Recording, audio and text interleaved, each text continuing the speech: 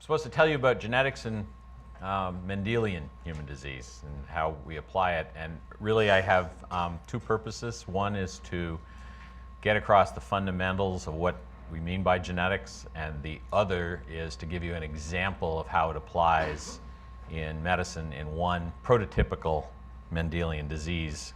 But you can take the lessons from that and apply it to any other Mendelian disease. So obviously everybody knows DNA is packaged into chromosomes. That's the NCBI's idealized view of human chromosomes, where each one is a strand of DNA packaged, paired. You inherit one from each parent is the way it's taught, and then you have sex chromosomes that determine whether you're male or female. And that's really the human genome, other than mitochondrial DNA, which would be this little thin strand of DNA not covered by all these proteins, that makes up the basis for genetics. But what genetics really is not the sequencing of the genes. It's not determining what the protein that's coded for by the gene does. Genetics, at its fundamental base, is relating differences in the sequence of that DNA to the ultimate differences in expressed characteristics, anything that you can measure. Now, what you can measure might be the activity of that protein I told you about. What you can measure might be the level of the RNA that comes from a particular area of the genome. What you can measure might be hair color or eye color. Anything that you can measure that you can show a relationship between the DNA sequence and that characteristic, you're doing genetics because you're setting essentially the bookends of a process.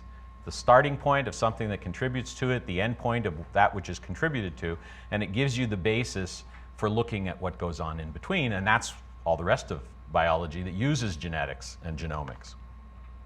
So when I talk about genetics, this is what I'm talking about, the rest of the slide. So that sets up a paradigm by which you can study disease. And if you're going to do it in humans, it begins with patients and families. If you're going to do it in some other organism, it begins with the organism that expresses the characteristics.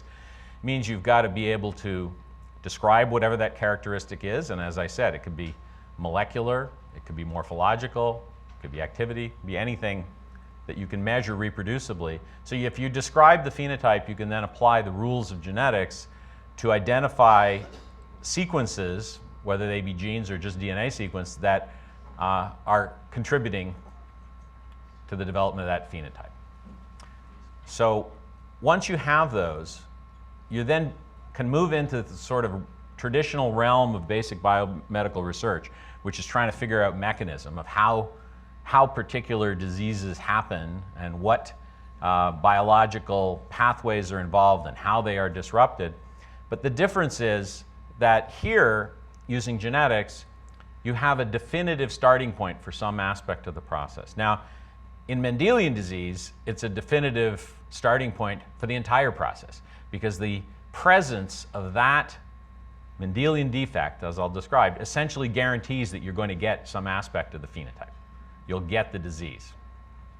If, however, you're dealing with some other feature, like maybe not risk of disease, maybe your ability to respond to a treatment, and people vary in their ability to respond to a treatment, it might not be so simple as a simply inherited Mendelian disease, but it still fits in this path. You can still figure out how DNA sequences contribute to your ability to respond to a treatment.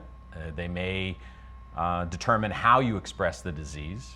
They may determine a lot of things, but you can use them at this point in model systems, in biochemical models, in lower organisms. You can study the biological processes.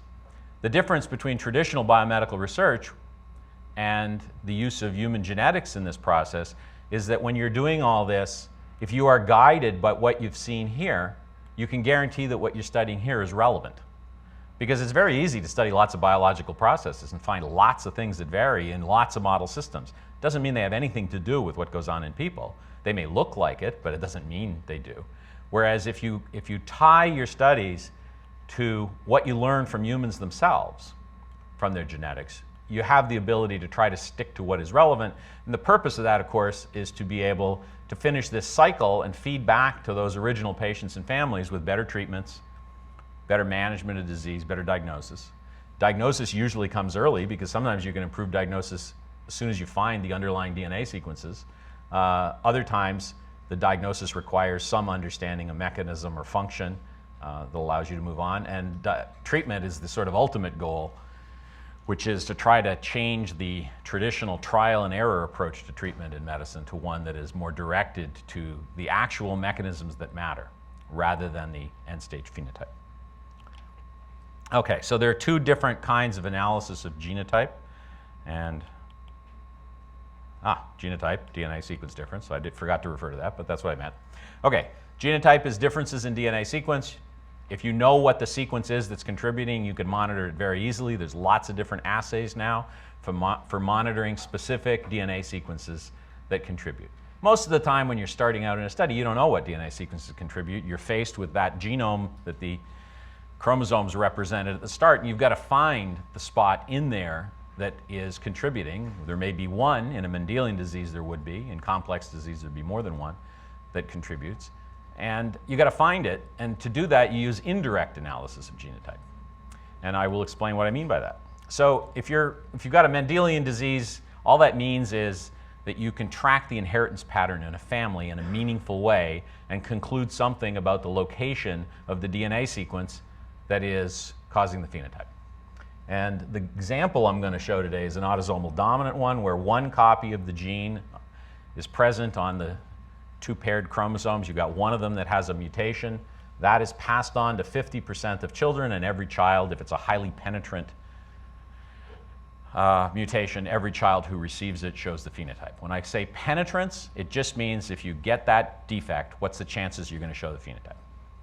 Sometimes you'll hear in the genetics world expressivity. If you hear expressivity, it doesn't mean the chances that you will show the phenotype. It means what range of phenotypes you could show.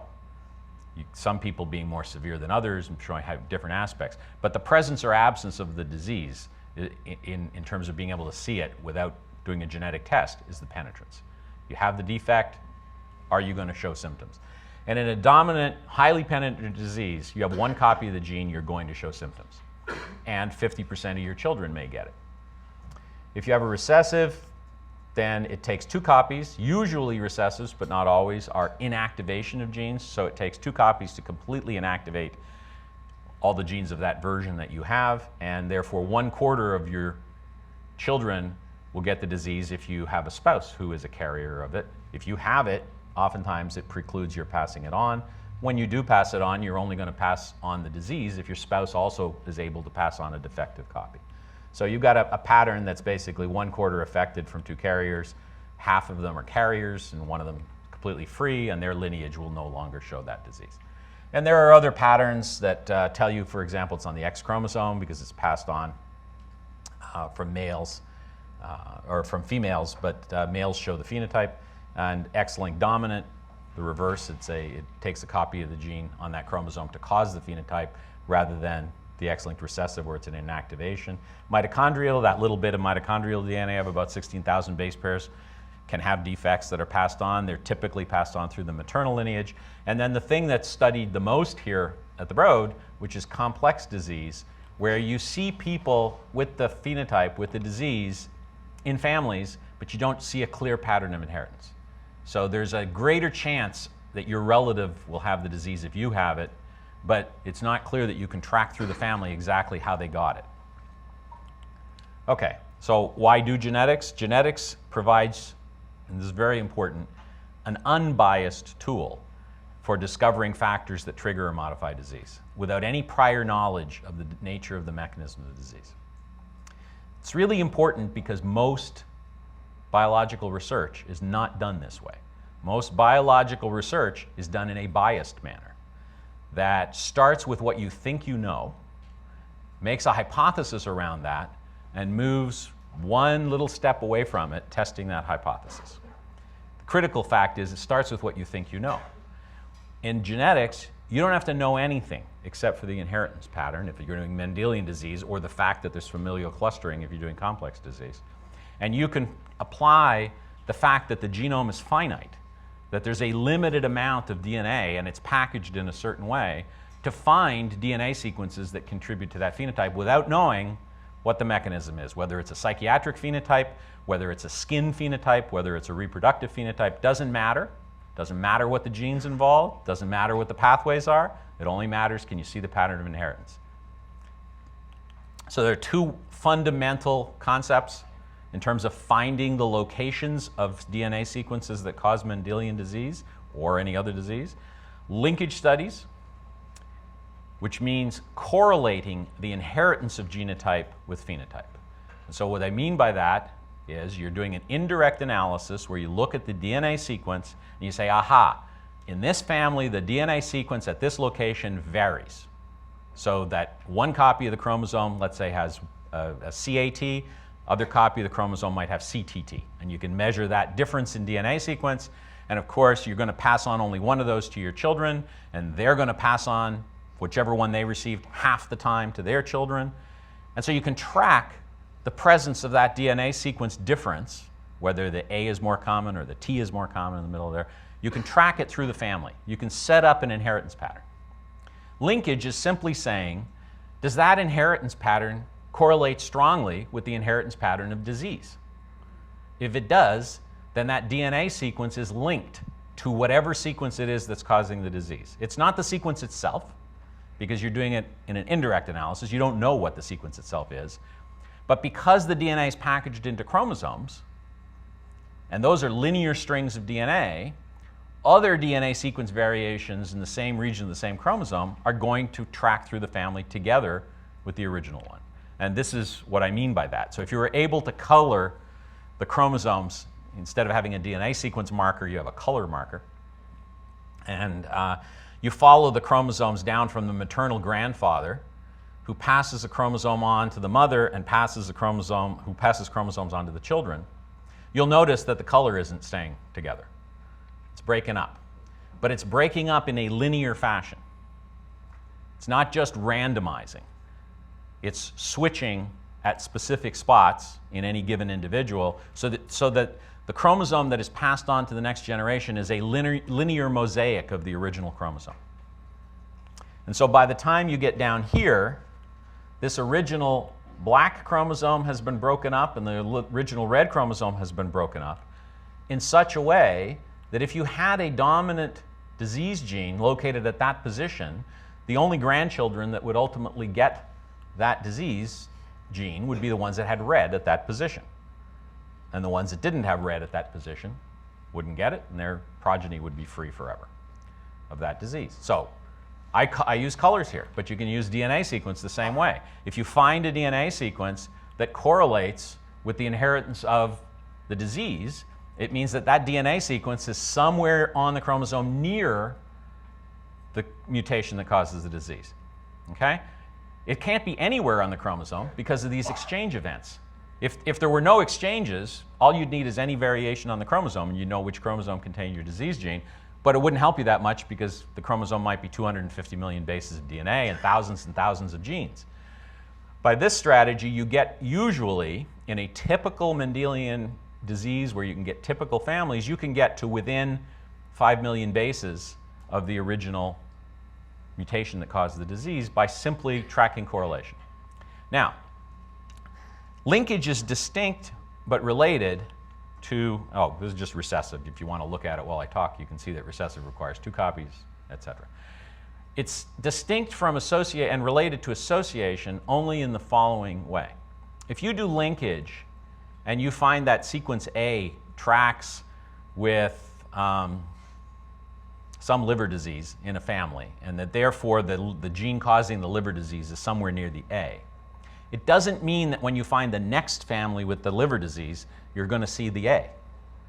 You might see the T in that family because you're not dealing with the defect itself. You're dealing with things that are near the mutation that causes the disease. So not every family is going to be the same because these exchange events have occurred through history, and mutations occur that cause the gene to be mutated in different ways in different people, but maybe cause the same disease. So they're not actually related necessarily, even though they have the same disease. And so because they're not related, they don't have all the same DNA sequence variants as each other.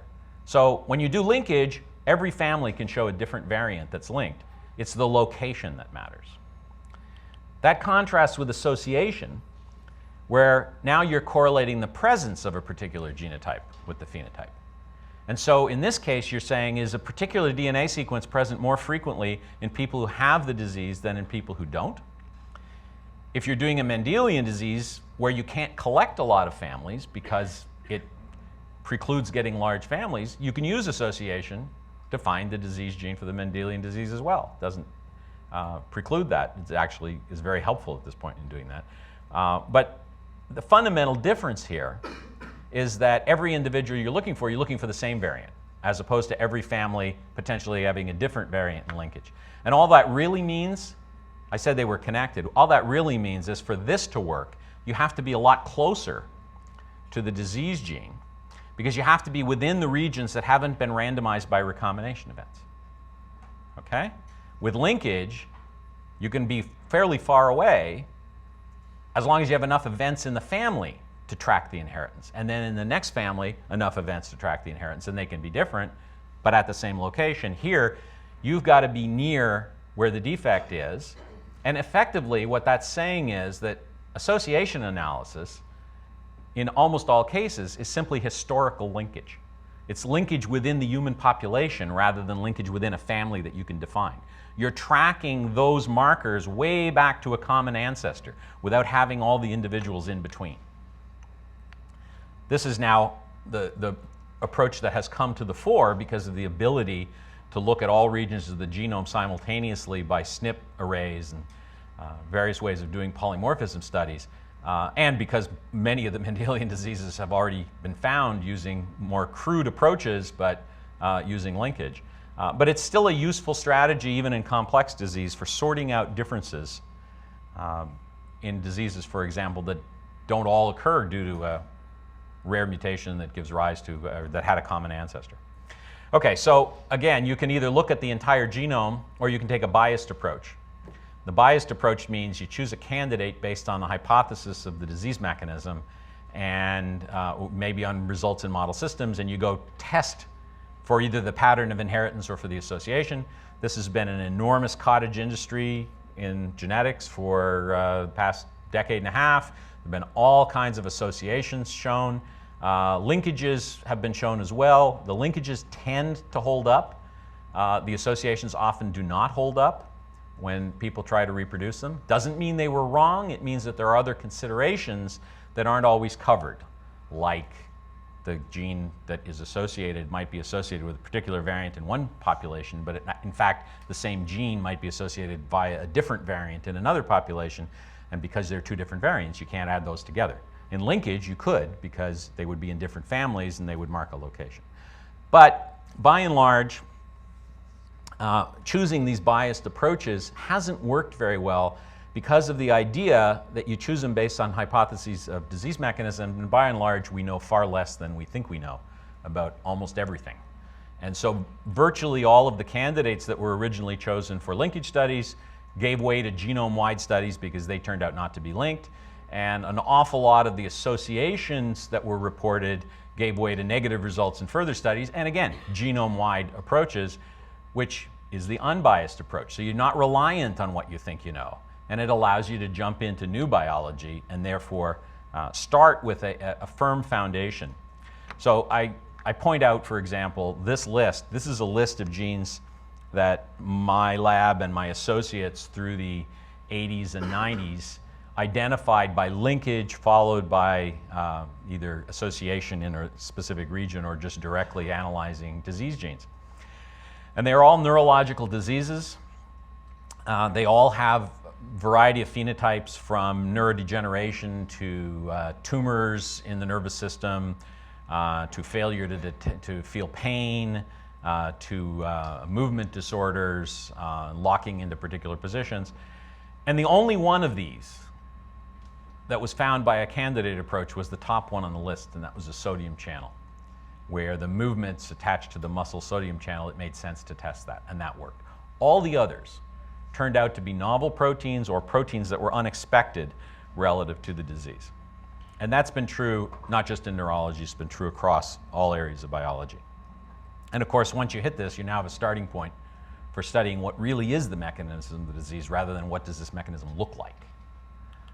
Okay, back to the chromosomes, because I was chastised a couple of years ago for not mentioning this other aspect that kind of relates to Mendelian genetics, which is that everything I've talked about is things that already pre-existed, whether they be things that are tracked in families or things where you're associating with a disease that lots of people in the population have it, and they may have descended from people who had it or who were predisposed to it. But there are also de novo events that occur in the chromosomes, new changes that can give diseases that can be studied using the same kind of technologies and using that same cyclic approach. So I'm back to now showing the chromosomes, but this is more the chromosomes as they really look in the lab that's trying to study them by staining, and you get a particular banding pattern which the experts can actually pull out of a mixture and point at it and say that's that chromosome and this is what's wrong. But those of us who can't do that go back to color and draw the banding patterns and put up the colors, and you'll notice that as soon as you put up the colors, you can see here that there's a problem that has occurred in this case where chromosomes have exchanged material. I think it's 1 and 3. Yeah, between 1 and 3 here. That's a balanced translocation, meaning that if you look at it, you can't actually see any material that's gained or any material that's missing. So if you looked at SNPs in this person, they'd be fine. If you looked at the dosage of DNA across the genome, they'd be fine. So copy number variant polymorphisms, which is another version of sequence difference that extends over larger regions than just single bases, aren't necessarily going to show up. So, however, these often break individual genes.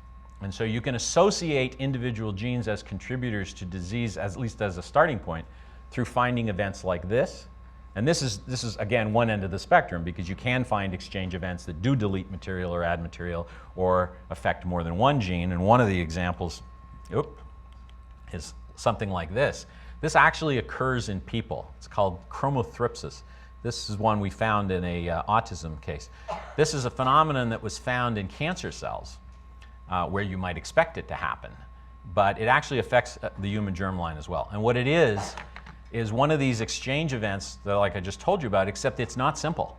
It's almost like a region or a couple of regions of the chromosome undergo catastrophic breakage and then reassemble in different ways, in different orientations.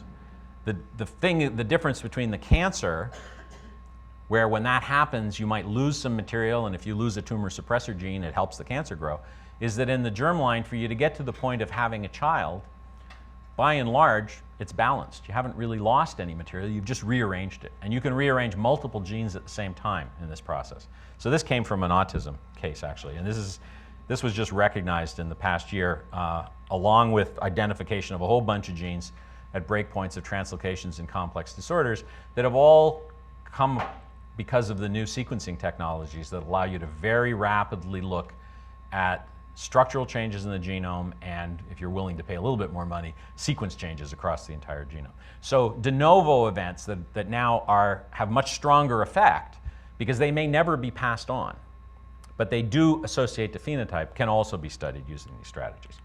Okay, so back to the cycle. So you could start with a patient who has a Mendelian disease, a strong effect, de novo change that you might see at the level of a chromosome, or you might postulate because the techniques allow you to just look without even knowing that a karyotype is abnormal. Or you could take a complex disease where there's association and you've described that phenotype, you go do analysis and you find DNA that is either linked or associated. You now have the starting point for doing relevant biological research that tries to take you directly from that starting point, the DNA sequence difference, to how it leads to the phenotype. This can be a long and involved process. It can involve lots of different genes. In a Mendelian circumstance, you can do an awful lot with just the one gene that you've found, and then you're trying to complete this cycle. So the example I'm going to give you is Huntington's disease. It's a disease that I started working on in 1980 when I first got out of graduate school. I've been doing it ever since. It's a disease that actually you get very committed to when you meet the families involved with it, who are very both active in terms of trying to improve their lot and incredibly brave in the face of what that lot is.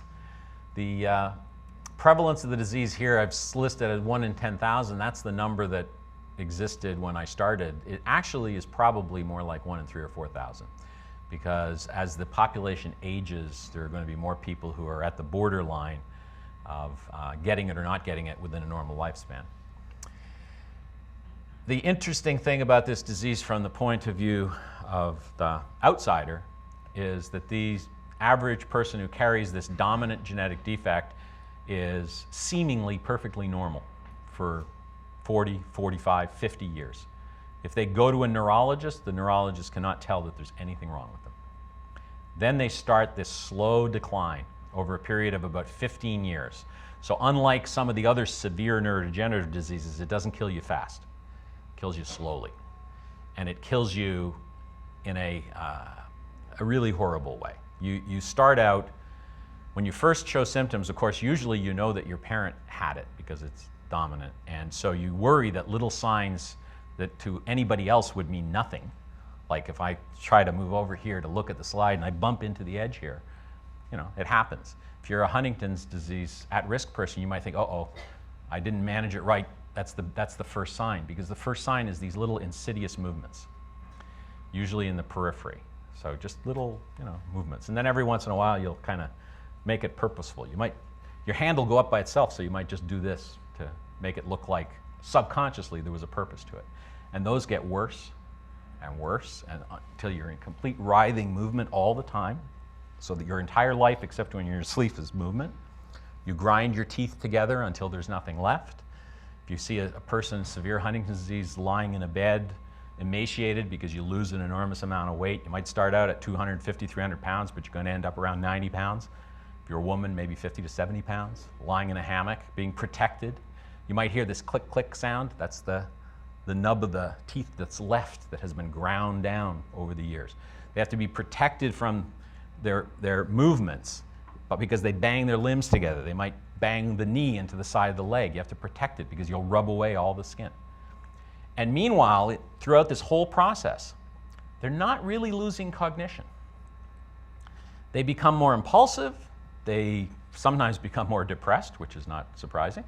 But they don't really lose cognition. You can communicate with them fairly effectively. So unlike Alzheimer's, they're not losing themselves.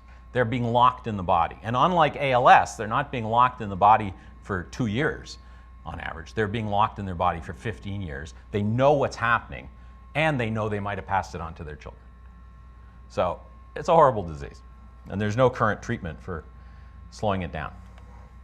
Okay, so that was the view from the clinician, is that when a patient comes in with this funny movement disorder, somebody like George Huntington, who lived on Long Island as a family practitioner back in the 1870s and recognized the familial pattern and described the disease, somebody who now recognized that movement will say, aha, Huntington's disease.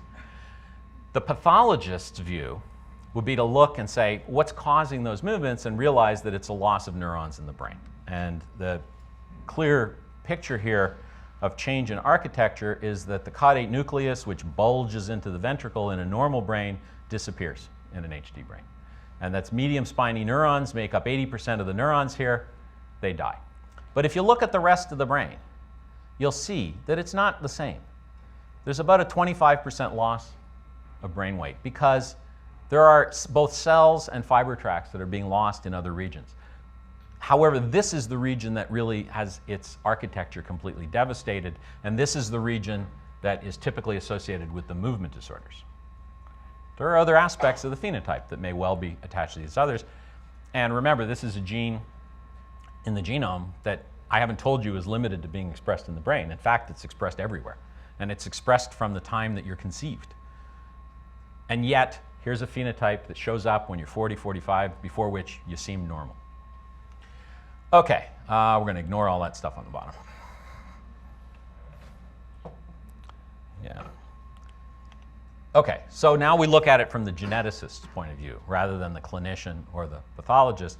And from the geneticist's point of view, there's a dominant defect. There's something that you're inheriting that is causing that, and you can track it. And in this case, because it's late onset, because it lasts for a long time, there are very big families who have this disease. There's one enormous family that we've studied in Venezuela that has 15,000 people in it, of whom several hundred right now have Huntington's disease, and several thousand children are at risk for it.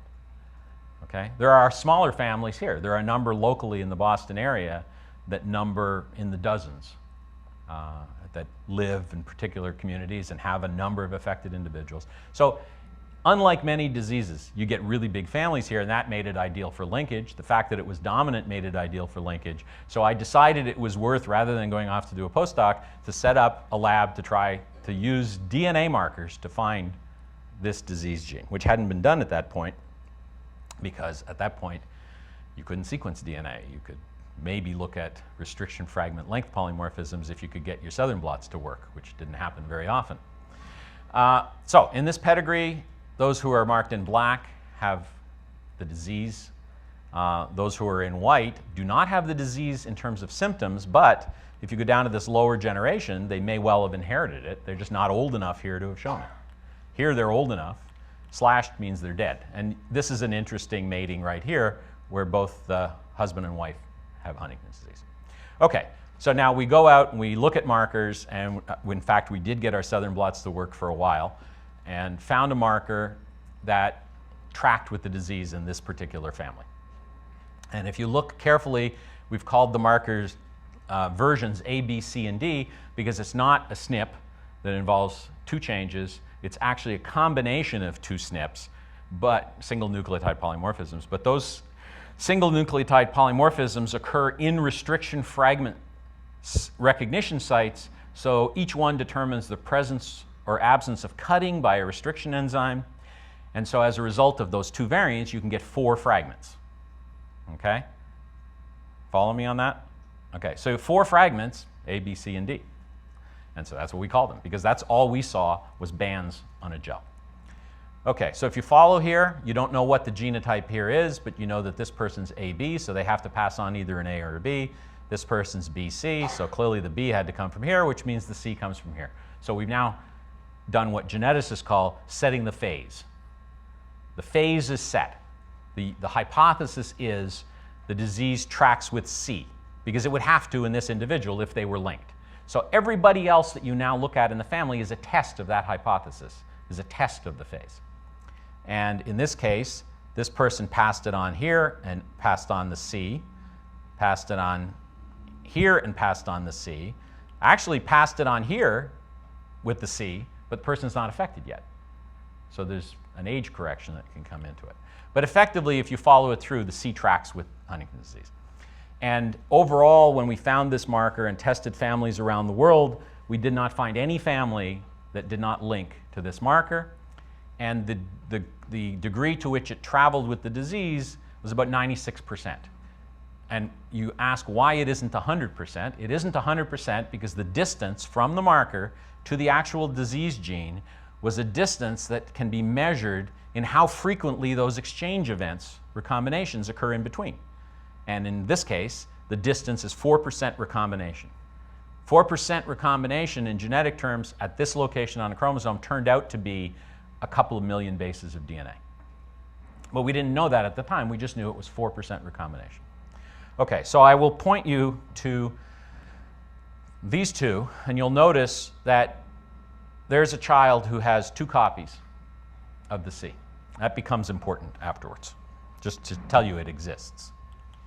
Okay, so we mapped the location, turned out to be right up near the tip of chromosome 4. That caused all kinds of problems because while we had a marker on this side, it was very hard to get a marker on the other side. And eventually, as a collaborative group, an international collaborative group of investigators, we actually cloned the end of the chromosome, because every time we would find a marker up here, it would look like there were recombinations that pushed the gene even farther out. So the entire telomere was cloned in the back. There was all kinds of sequencing and studies done. John Wasmuth referred to it as the twilight zone of DNA because it actually had homology with chromosomes 14 and 21 at the telomeres.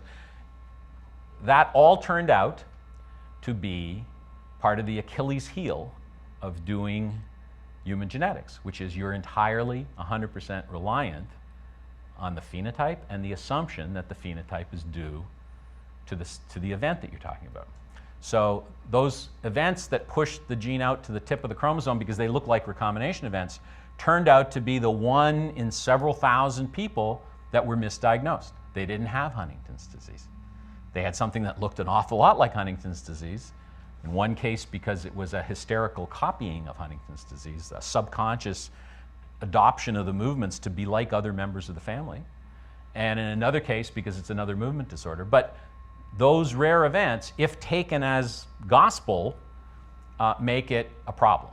So you have to be careful to only use recombination events that really match perfectly if you're not going to be misled, and so you can eventually identify recombination events, in our case, going the other way, and that eventually bracketed the region. But this entire stretch here of 2 million bases of DNA then didn't show any recombination with Huntington's disease. So every family around the world, within that family, the markers seem to track without recombination. So finding a gene in 2 million bases is not easy, so we turned to the other approach, which was association. We said, well, maybe a lot of the people who have Huntington's disease ultimately had a common ancestor who passed it down.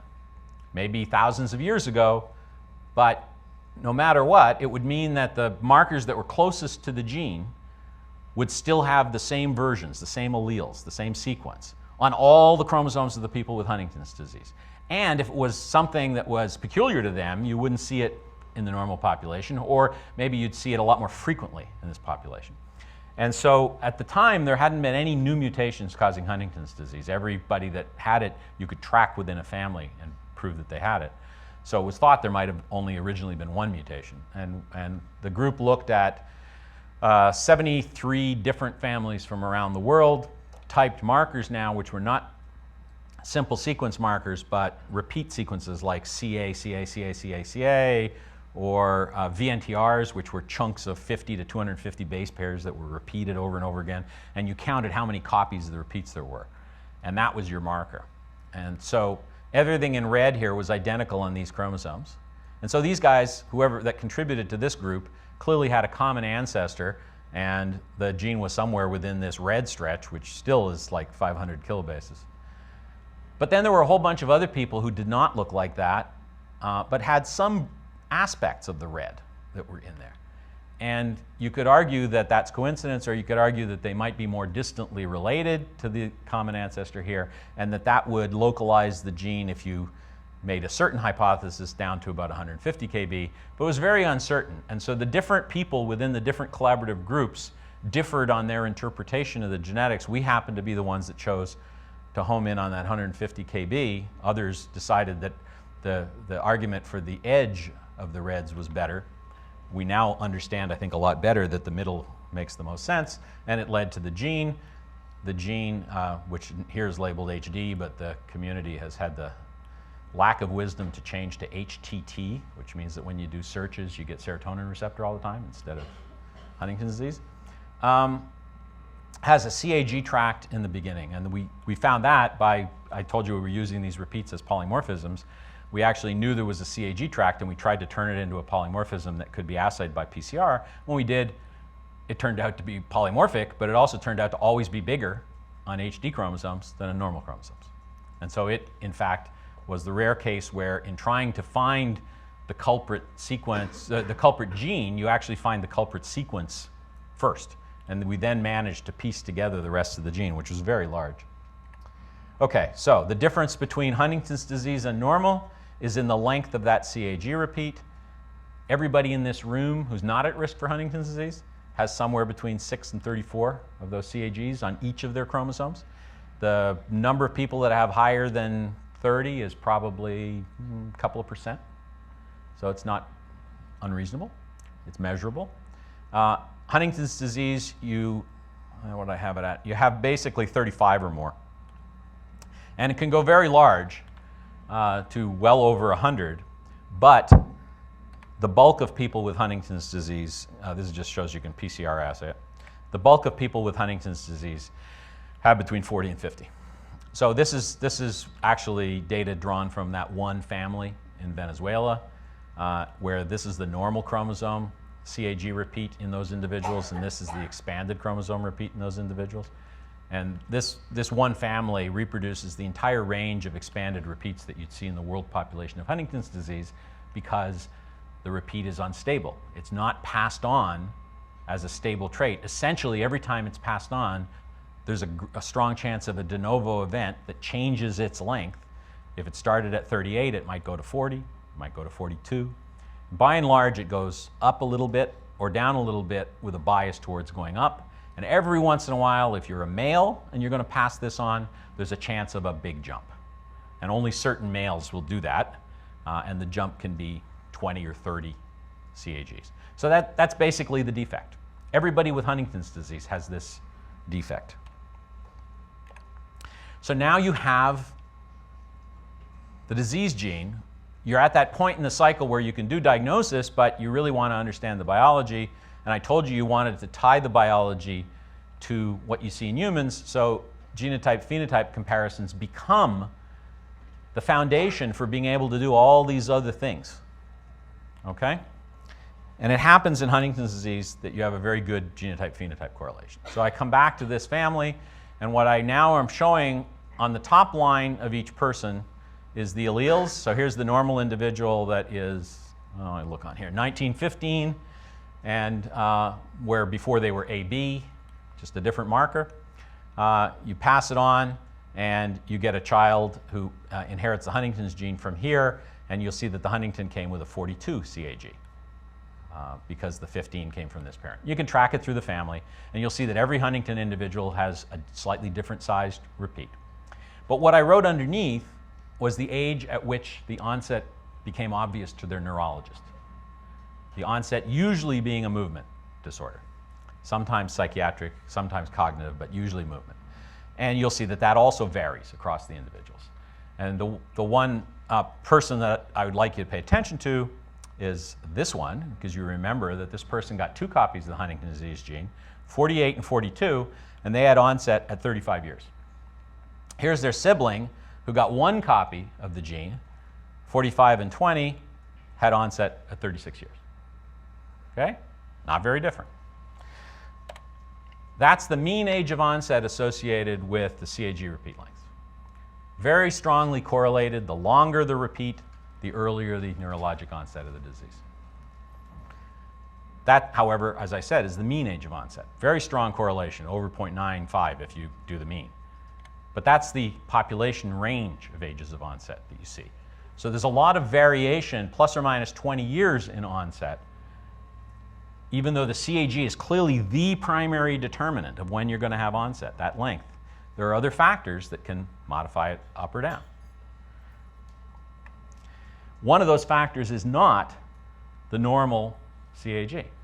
It does not have an impact on making the onset earlier or later. And not only does it not have an impact, the second copy of an expanded allele doesn't have an impact. So this is the actual curve of data that is plotted through all the points that gave rise to means on the previous slide. Actually a slightly different population, but there are thousands of black circles represented here. And the colors are the alleles from people who had 2 copies of the Huntington's disease gene, where the reds are the longer and the greens are the shorter. And the reds basically fit pretty much along that line. The greens are all significantly displaced to the left and statistically don't add much. It's really the reds that are determining when you have onset. So this is a truly dominant disease. It's most human diseases that you will hear people refer to as dominant are actually codominant. They refer to them as dominant because it takes 1 copy of the disease gene to cause phenotype. I refer to them as codominant because when you have 2 copies of the disease gene, you get a different phenotype that is much more severe in most cases. But this is a true dominant, where 1 copy and 2 copies, same phenotype. Okay, back to the haplotypes. I told you we found it by haplotyping. Now that you have the defect, you can use modern techniques and go back and see whether those numbers were right and everything. And it turns out that when you use SNPs across the gene, you can identify haplotypes. The most common haplotype in Huntington's disease is present on almost half of all Huntington's disease chromosomes around the world. And that is present at less than 10% of the normal population. So it is massively overrepresented. But there are other haplotypes that occur in different populations or at lower frequency in the European population that are not as overrepresented. So the mutation has occurred more than once. But you also can study it on a background that has identical mutation. And in fact, about half of the people who have that haplotype have the entire 1,000,000 bases around it. as a block that hasn't been exchanged. So this is a very cold region for exchanges in the genome, and therefore the common ancestor here goes back many generations and has given rise to people around the world. But the common ancestor may not have had Huntington's disease, because every once in a while a high normal repeat will jump up into the HD range. We have at least 4 examples of people who look like sporadic Huntington's disease, who have no family history, who type having an expanded allele of 37 or 38, and when you go look at their relatives, you find out that they have a 33, and that 33, they don't have Huntington's disease, but it's given rise to the HD by new mutation. Okay, the mutation now gives rise to Huntington's disease. You can now study what does it do, and it's in the 5' end. It's a coding sequence of a very long protein called Huntington that is an interesting protein, but it doesn't have an activity based on its sequence that you can easily ascertain. It more has a structure that looks like a very long, flexible, solenoid-like scaffold. And I'm not going to go too much into the biology of Huntington's, other than to say there are phenotypes that you can measure, particularly biochemical phenotypes in cells. In this case is ATP-ADP ratio in human lymphoblasts that you've grown from a variety of people, and show that the length of the longer CAG correlates with a phenotype, the ATP-ADP ratio, but not just in the HD range, it correlates in the normal human range as well. So everybody here has different CAGs, and it would correlate with different ATP-ADP levels in their lymphoblasts. So it's a functional polymorphism. It's somehow affecting a function in the cell, probably through the Huntington protein's normal function. There are a lot of other proteins that cause neurological diseases that have this mutation mechanism. CAG repeat expansion, the baseline numbers for CAGs are different, the level of expansion is different, but what is really different is the cells that are the primary targets in each of these diseases. And in each case, you're dealing with a CAG repeat that makes a glutamine tract within a different protein, because the CAG is a glutamine codon. So in people, for example, who have spinocerebellar ataxia 1, you have a polyglutamine tract within this protein called ataxin, and you get Purkinje cell death in the cerebellum, and you get an ataxic disorder. In Huntington's disease, you have it in Huntington, and you get a movement disorder that's primarily determined by loss of striatal neurons. Both striatal neurons and Purkinje cells express both proteins. So you can't just say, oh, it's the extra polyglutamine. It's the context in which the extra polyglutamine is presented. That protein context matters. It determines what cells are going to die and what the disease looks like. And I just showed you it determines biochemical characteristics. If I plotted that same curve for spinocerebellar type 1, you'd find that there's no ATP-ADP ratio correlation in the lymphoblast, because that's not the function that this protein is related to, whereas it is the function that Huntington's related to. Okay, so the fundamental principles of going around this cycle are, with respect to Huntington's disease, that humans who are heterozygous for HTT inactivation, which I didn't tell you, have no phenotype, so clearly the mutation is not simply inactivating. If you make a mouse, by the way, that's a knockout, the mouse is dead if you have two copies knocked out, dead in utero, so that doesn't help much. Homozygosity is fully viable. It argues against that loss of function again, argues against dose-dependent mechanisms because it's truly dominant. The length of that tract is the primary determinant that allows you to do genotype-phenotype relationships. But there is remaining variation, and it turns out, with data that I haven't showed you, that some of that remaining variation, actually a substantial portion of the remaining variation, is heritable and due presumably to other sequence differences in the genome that interact with the disease process and modify it. And so finding those modifiers, if we could do it, would give you genes that by definition alter the disease process in humans. And so a primary route to trying to develop therapies in these kinds of diseases is to use the information from people themselves and to identify modifiers. One way of thinking about it is to say nature's already done the clinical trial. Nature's already found circumstances where the person's better and circumstances where the person's worse. Our problem is to find out what the DNA sequences were that were tested. And we're in the midst of trying to do that as a worldwide collaboration. And again, you can apply the same strategy in any disease. And in cystic fibrosis, It's already been applied, and they have found a modifier of pathogenesis. Let's see, do I want to say anything about this? No, you've had time to read that. Okay, so you can think about Huntington's disease now in a slightly different way from either the neurologist or the pathologist. You can think of it as the difference between a person who has a normal timeline from conception to death and a person with Huntington's disease who, from the very beginning, is different. They're expressing that Huntington's disease gene, so they're different in the sense they carry it, but they may also be different in terms of what the impact is. They go through a process whereby they hit clinical diagnosis and then they have an early death relative to normal lifespan. But there are presumably things going on here that lead to that. And there are factors that can modify it that determine what the timing of this is. So one way of looking at it, and it's probably the right way to look at most of these kinds of diseases where the gene is expressed from the beginning, is that the disease is not the phenotype. The disease is not that which causes you to go to the doctor. It's not that which kills you. It's the process that gets you all the way through to that point. And so studying that process is something that genetics lets you do. If you don't have the genetics, you're stuck with the phenotype, and that's what you study. Skip that one. So this is the difference between the genotypic and the phenotypic approach. The genotypic approach, I just said, you start, oh, I didn't want to do that, I'll do it in a second. You start with the gene defect and you try to work your way forward to the disease phenotype. However, if you guess at this in the first place, you're likely to be wrong. If you use unbiased approaches, you'll get to this, but it'll be something you didn't expect and something new, and something, therefore, that you have to start data gathering to move down these steps, because you can't make intelligent hypotheses when you don't know much about this. But you can gather large unbiased data sets and try and let the data drive you down the path, eventually reaching the phenotype. If you use the traditional approach to disease that views disease as the abnormal phenotype, then you start here with the phenotype and try and work your way back via the phenotypic approach, each step being a step based on a hypothesis of what you think you know. And eventually, if it's a genetic disease, you might have gotten to the gene this way.